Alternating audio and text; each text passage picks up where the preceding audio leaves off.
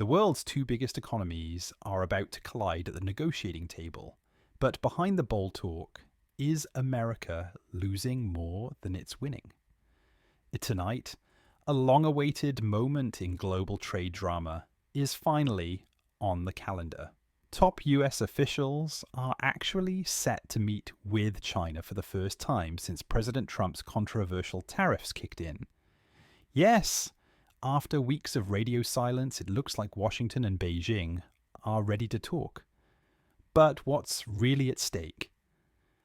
Let's back up. It's been over a month since Liberation Day, the day Trump's tariffs took effect.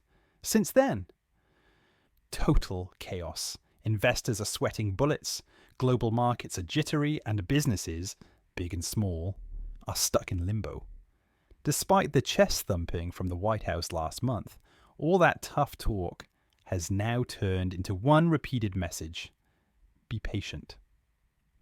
But patience is running out. President Trump insists everything is under control. In his words, countries around the world are calling us, dying to make a deal. He claims the US is finally in the driver's seat, making tailored, not off-the-rack trade agreements. But here's the truth. While Trump boasts about strategic moves and playing hardball, behind the scenes it's a confusing mess. Hundreds of trade negotiations are stalled. And unlike most countries dealing with just one trade war, the US is now tangled in over 200. Think about that. America isn't just fighting one battle. It's trying to win every battle at the same time. And guess what? It's looking more isolated than ever. America first may have become America alone. So, what's the end game here? Experts are baffled. They say there's no clear plan, just knee-jerk decisions and unpredictable twists. China's President Xi Jinping is not someone who caves to public humiliation. Yet the White House seems to expect him to fold. And now businesses are paying the price, literally. While Trump's team dances around basic questions, like who actually pays these tariffs, economists have a clear answer: you do. Consumers get hit with higher prices, domestic producers raise theirs too. Inflation follows. It's economics 101. In a recent grilling, US Treasury Secretary Scott Bessent couldn't even answer who pays tariffs. Clearly, he knows the real answer won't please his boss. Spoiler alert, tariffs are a tax on the public. And businesses? They're begging for exemptions just to stay afloat.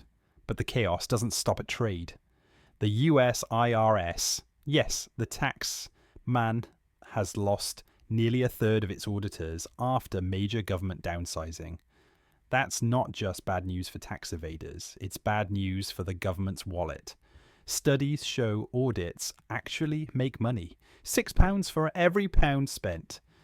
But now, with fewer people chasing unpaid taxes, billions could be lost. And if you're wondering how the government plans to fund Trump's promises, like more tax cuts and shrinking the deficit, here's the truth. They can't. Not when their own policies are bleeding revenue and creating record-breaking debt. At the core of all this is distraction. Headlines about tariffs, global posturing, even bizarre political stunts. They're taking attention away from the cold, hard reality. America's economic strategy is looking more like a gamble, with the whole world watching. So the real question is this: is the US playing 4D chess, or just making it up as they go? Stay tuned, because the fallout from this trade war could shake more than just stock markets. It could shift the global balance of power.